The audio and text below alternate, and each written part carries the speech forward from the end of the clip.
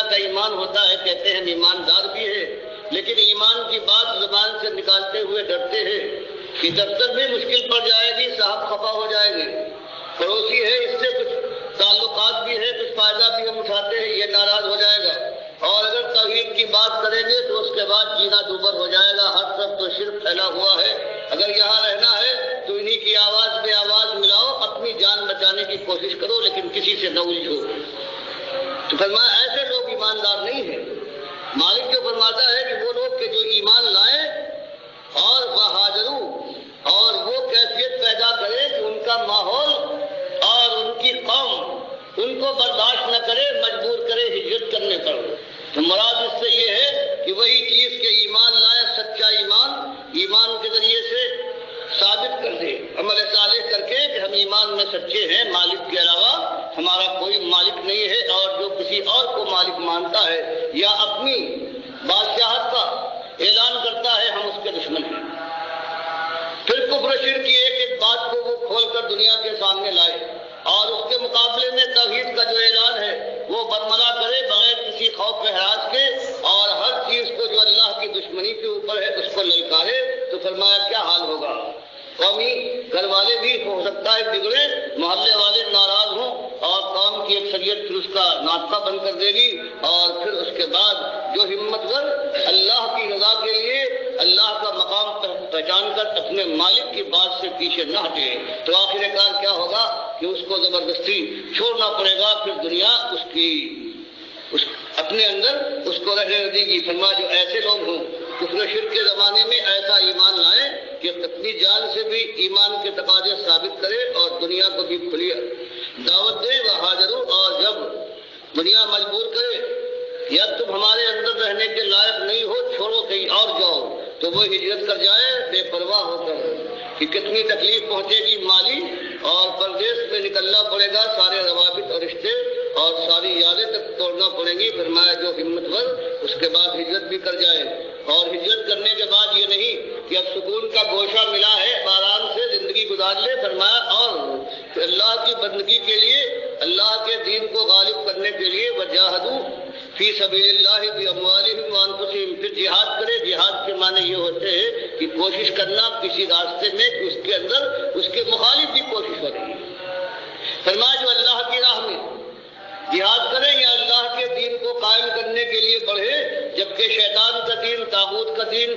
اور کفر شرک اور باطل دین ہے وہ بھی اس کے مقابلے میں اپنی کوشش لگا رہے ہیں۔ فرمایا پھر اس کے بعد پھر جہاد کرے اللہ کی راہ میں، اللہ کے دین کو غالب اور شیطان اور باطل کے دین کا خلاقمہ کرنے کے لیے باموالہم، اپنے مال بھی لگائیں، وانفسہم، اپنی جان، اپنے اوقات، اپنی طاقتیں اور اپنی توانائیاں پھر چڑھائیں۔ فرمایا اعظم درجۃ عند اللہ اولئک هم الفائزون، ان کے لیے اللہ کے یہاں بڑے بڑے درجات ہیں، اور صحیح معنوں میں یہی وہ لوگ ہیں کہ جو کامیابی سے ملیں گے، اصلی کامیاب یہ ہے۔ اور یبشرہم ربہم برحمت منہ ورضوان، پروردگار عالم ان کو اپنی رحمت کی خوشخبری سناتا ہے، ورضوان، اور یہ کہ میں تم سے ہمیشہ راضی رہوں گا۔ جیسے حدیث میں آتا ہے اللہ کی طرف سے اعلان کر دیا جائے گا کہ جنتیوں کچھ اور چاہیے، جنتیوں کی طرف سے ایک ہی آواز اٹھے گی کہ مالک ہر چیز مل گئی، اب کسی چیز کی خواہش نہیں ہے۔ تو پروردگار کی طرف سے اعلان کیا جائے گا کہ ایک بات اور سن لو کہ میں تم سے ہمیشہ راضی رہوں گا، کبھی ناراض نہیں ہوں گا۔ تو وہ رضوان ہے، وہ اللہ کا کی رضامندی ہے، اور شکل کیا ہوگی؟ وہ جنات اور گھنیرے باغات ہوں، سرسبز و شاداب، لہم فیہا، یہ ان کے مالک بنا دیے جائیں گے، فیہا نعیم مقیم، اور وہ نعمتیں ہیں ہمیشہ قائم رہنے والی، بھرپور نعمتیں ہیں، جو دل میں آ جائے وہ ان کے حصے کا، اور جو حکم دے دے کبھی حکم ٹالا نہ کرے، خالدین فیہا ابدا، اور ہمیشہ ہمیشہ اس کے اندر رہیں گے۔ اگر کسی کے دل میں یہ خیال ہو کہ ہر خواہش پوری ہو جائے، اور خواہشوں کی تو انتہا نہیں ہے، اور انسان کی سوچ اور انسان کا تصور ہے وہ تو اس کی کوئی پہنائی نہیں ہے، تو مالک فرماتا ہے کچھ سوچو، یاد رکھو ان اللہ عندہ اجر عظیم، جو مالک فرماتا ہے اس کے اندر کوئی روک نہیں ہے، کوئی انتہا نہیں ہے، کوئی حد نہیں ہے، جو تم سوچو اور تم سوچ نہ بھی پاؤ، تم مانگو اور مانگ نہ پاؤ، اللہ اس کو بھی دے گا۔ مالک فرماتا ہے وَلَدَيْنَا مزید، جو تم چاہو اور خواہش کرو وہ تو الگ رہا، ہمارے پاس اس کے علاوہ بھی ہے، تم سوچ بھی نہ سکو، ہم اپنی طرف سے دیں گے۔ تو فرمایا جب یہ معاملہ ہے تو اللہ کے بندوں پھر اب ایمان کی قیمت پہچانو، اور اس کے مقابلے میں جو چیز ایمان کے راستے میں حائل ہونے والی ہو اس کی بات نہ ماننا۔ اور کتنی چیزیں ہیں، یہ محبت ہے سب سے بڑی، اولاد کی محبت ہے، بھائی کی محبت ہے، باپ کی محبت ہے، بیٹوں کی محبت ہے، کیا بیوی کی محبت ہے، کاروبار کی محبت ہے، مکان کی محبت ہے، کیا چیز نہیں ہے۔ مالک یہی بات بیان فرما رہا ہے کہ اگر سچے مومن ہو تو اس آگ سے بچ کر جنت میں جانے کے لیے اللہ کے راستے میں جہاد کرتے وقت جو چیز بھی راستہ روکے اور حائل ہو جائے اس کو ٹھکرا کر اور اپنے راستے سے ہٹانے کی کوشش کرو۔ اب مسئلہ جب ایمان کا اصلی مسئلہ ہے تو تمہاری دوستی اور دشمنی، تمہاری پسند اور ناپسند، تمہاری خوشی اور ناخوشی، تمہارا دینا اور روک رکھنا، یہ سب کچھ اب ایمان کے مطابق ہونا چاہیے۔ یہاں تک کہ یا ایھا الذین آمنوا یہ تک فرما دیا لا تتخذوا آباءکم و اخوانکم اولیاء۔ اگر تمہارے باپ جنہوں نے تم کو اپنی گودوں میں کھلایا ہے اور تم کو پروان چڑھایا ہے، تمہاری ایک ایک خوشی کے لیے انہوں نے بہت سے غم برداشت کیے، لیکن سمجھانے بجھانے کے بعد اب ان کا عالم یہ ہے کہ ایمان کے راستے میں رکاوٹ بن گئے ہیں۔ اب ایمان سے ہٹانے کے لیے، کفر کی طرف لے جانے کے لیے وہ پوری طرح سے زور لگا رہے ہیں۔ وہ چاہے تمہارے باپ دادا ہوں، وہ اخوانکم، چاہے تمہارے بھائی اور بہنیں ہوں، یہ خونی رشتے ہوں، اور اگر وہ ایمان نہیں لا رہے بلکہ ایمان کے دشمن ہیں تو فرمایا پھر اپنے جذبات کو کچل ڈالو۔ اب ایمان کی وجہ سے اب ان کے ساتھ محبت کا کوئی رشتہ نہیں ہونا چاہیے۔ اگر جو نہ بناؤ ان کو اولیاء، ان کو اپنا دوست اور اپنا ہمدرد اور غمگسار اور محبت والا نہ سمجھو۔ ان استحب الکفر علی ایمان، اگر یہ کفر کو زیادہ محبوب رکھتے ہیں، زیادہ ان کو پسند ہے ایمان کے مقابلے میں۔ اور سنو وَمَن يَتَوَلَّهُم مِّنكُمْ کہ تم ایمان کے باوجود اگر اتنے دعوے کرتے ہو اور بدر و احد اور حنین اور فتح مکہ سے بھی گزر چکے ہو، لیکن اگر کسی وقت بھی زندگی میں ایسے لوگوں کو تمہارے باپ اور بھائی ہیں جو اسلام کے دشمن ہیں، ان سے تم نے محبت کے جذبات رکھے تو سمجھ لو فَأُولَٰئِکَ هُمُ الظَّالِمُونَ کہ ایسے سارے لوگ چاہے ان کا پرانا کارنامہ کتنا ذرّی کیوں نہ ہو، حسین اور پر رونق کیوں نہ ہو، یہ ظالم ہے، یہ اللہ کے دشمن اور اللہ کے باغی ہیں۔ اور اسی طرح سے قل ان سے کہہ دیجئے ان کان آباؤکم اگر تمہارے باپ دادا و ابناؤکم تمہارے بیٹے اور بیٹیاں پوتے، وہ اخوانکم اور تمہارے بھائی، و ازواجکم تمہاری بیویاں، و عشیرتکم اور تمہارے عزیز دار اور کنبے اور کٹمب والے، و اموال اقترفتموها اور تمہارے وہ مال جو تم نے جمع کیے ہیں کما کر، و تجارت تخشون کسادها اور وہ تمہارے کاروبار جن کے اندر کساد بازاری سے ڈرتے رہتے ہو، ہر وقت ہوشیار رہتے ہو، مساکن ترضونہا اور وہ مکان کچے ہوں، جھوپڑی ہو یا تمہارا محل ہو تم نے بنایا ہے اور تم کو بہت پسند ہے، احب الیکم اگر یہ چیزیں تم کو زیادہ محبوب ہے من اللہ، اللہ کے مقابلے میں، ورسولہ اور اللہ کے رسول صلی اللہ علیہ وسلم کا جو حکم ہے، اللہ کے دین کی طرف جو ان کا بلاوا ہے کہ اللہ کے بندے بن جاؤ، زندگی سے ثبوت دو، دنیا کے اندر یہی دعوت تمہاری اٹھے کہ ایمان کی طرف آؤ، شرک اور کفر سے توبہ کرو، طاغوت کا ساتھ دینے کے بجائے اس کا تخت رکھنے کی کوشش کرو اور کفر اور شرک سے بیداری کا اعلان کرو۔ فرمایا اگر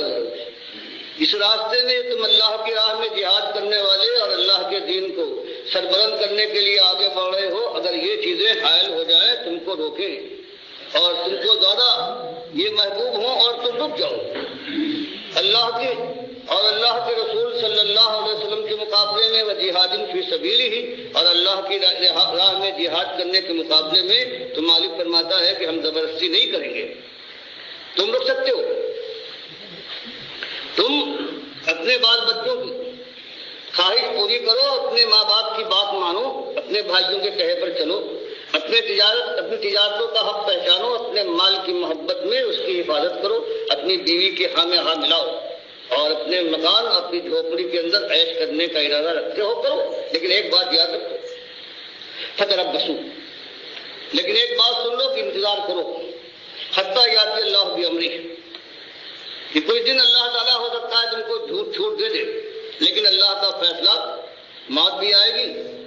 اور اس کے بعد اللہ کا فیصلہ بھی سنو گے، اللہ کا فیصلہ آ جائے گا اور وہ فیصلہ تمہارے حق میں نہیں ہوگا۔ واللہ لا یہدی القوم الفاسقین، اور تم کو پروردگار فاسق قرار دے کر سارے پرانے تمہارے کارنامے ہیں ان پر پانی پھر جائے گا اور جہنم کی آگ کا ایندھن بن کر اس کے اندر تم چھوڑ دیے گا۔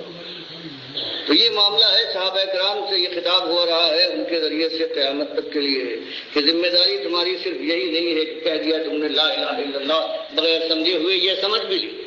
پھر نمازوں کے پابند روزے تم نے عبادات تو خوب کر لی، لیکن اللہ کے دین کا عالم یہ ہو کہ دنیا میں کوئی قیمت نہ اٹھے، اللہ کی کتاب کی تکذیب ہو رہی ہو، سنت نبی کا مذاق اڑایا جا رہا ہو، اور ہر جگہ اللہ کا دین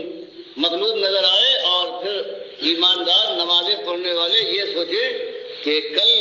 اپنی دنیا کو کیسے اور پر رونق بنائیں گے، ہم تو نہیں مشرک ہیں، ہم تو کافر نہیں ہیں۔ یہ اور بات ہے کہ ہم لڑائی جھگڑا کرنا نہیں چاہتے، لوگ ناراض، تو اللہ نے فرمایا کہ ایسی قوم آئی تھی بنو اسرائیل میں، اور دنیا میں کتنے ایسے موقع ہو چکے ہیں، ان کے اندر بھی تین ہی قسم کے آدمی تھے، ایک وہ جو خالص اللہ کے نافرمان تھے، اور ایک وہ جو ان کو منع کرتے تھے اور سمجھاتے تھے کہ بھائی اللہ کی نافرمانی سے رک جاؤ ورنہ اللہ کا غضب ایسا ہے تم کو نہ چھوڑے گا۔ تو تیسرا گروہ جو تھا وہ خود تو نافرمانی نہیں کرتا تھا لیکن ان کو روکتا تھا، یہ منع کرنے والوں کو، بھائی کیوں پیچھے پڑے ہوئے، ایک شور بپا ہوتا ہے، گالیاں کھاتے ہو، مار کھاتے ہو، چھوڑو ان کو، اللہ ان کو خود تباہ کرے گا، کیوں تم ان کے پیچھے پڑے ہو۔ تو مالک فرماتا ہے یہ نیک آدمی، یہ اللہ کے وہ بندے جو خود بھی بچے ہوئے تھے، روکتے بھی تھے، وہ کہہ رہے معذرتاً الی رب لعلہم یتقون، کہ بھائیوں، صوفیوں اور دشمنوں، اللہ کے دین کے صرف تم نے اپنے کے بچانے کے لیے سمجھ لیا ہے کہ ایمان اور تمہاری عبادت کافی ہے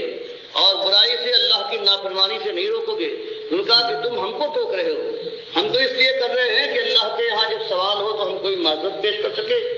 اور لعلہم یتقون، اور ہو سکتا ہے ان میں سے کوئی یہ جو اللہ کا نافرمان ہے یہ ڈر جائے اور سیدھے راستے پر آ جائے۔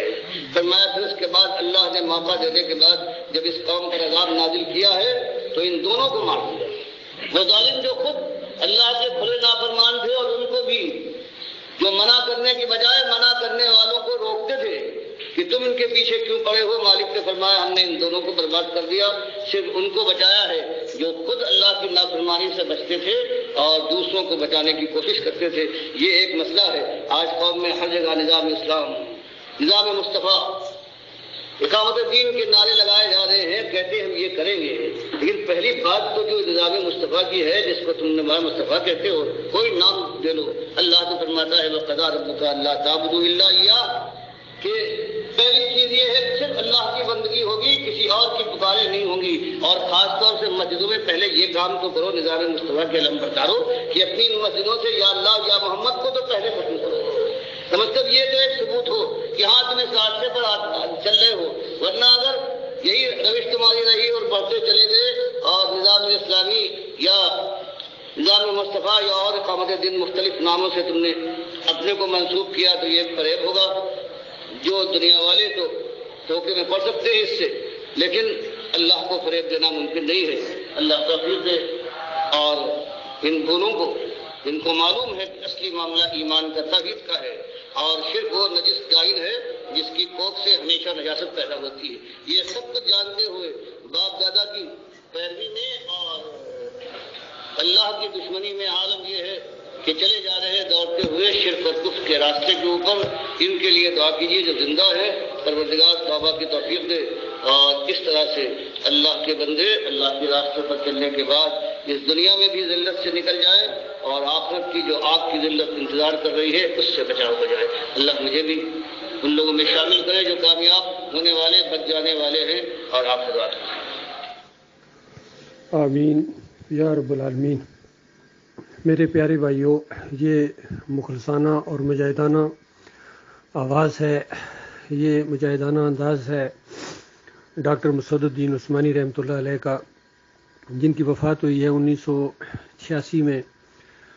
اور اپنے پیچھے ساتھی بھی چھوڑ کے گئے ہیں۔ اسی دعوت کو ہم آگے بڑھا رہے ہیں۔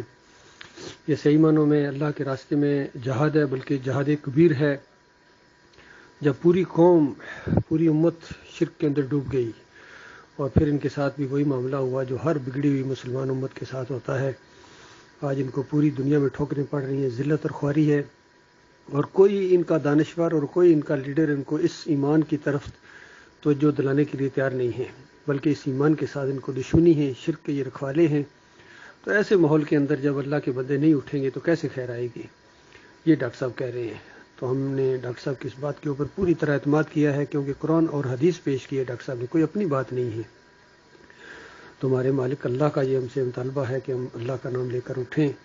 اور استقامت دکھائیں، بالکل ہر طاغوت کو للکاریں، ہر شرک کا رد کریں، اور ایک اجتماعیت کے ساتھ ہم جمے رہیں اور آگے بڑھتے رہیں۔ بہت ہی بدبخت وہ لوگ ہیں جن ایمان عقیدے کو سمجھ بھی لیا تھا، پھر بھی وہ دنیا کی ان رنگینیوں کی طرف انہوں نے اپنے آپ کو جھکایا ہے، یا کوئی خوف ان کے اوپر طاری ہوا ہے اپنی برادری کا یا قانون کا یا انٹرنیشنل برادری کا۔ انہوں نے اس راستے کو ٹیڑھا کرنے کی کوشش کی ہے، یا مختصر کرنے کی کوشش کی ہے، یا اس سے تھوڑی سی انہوں نے نرمی دکھائی ہے طاغوت کے معاملے میں۔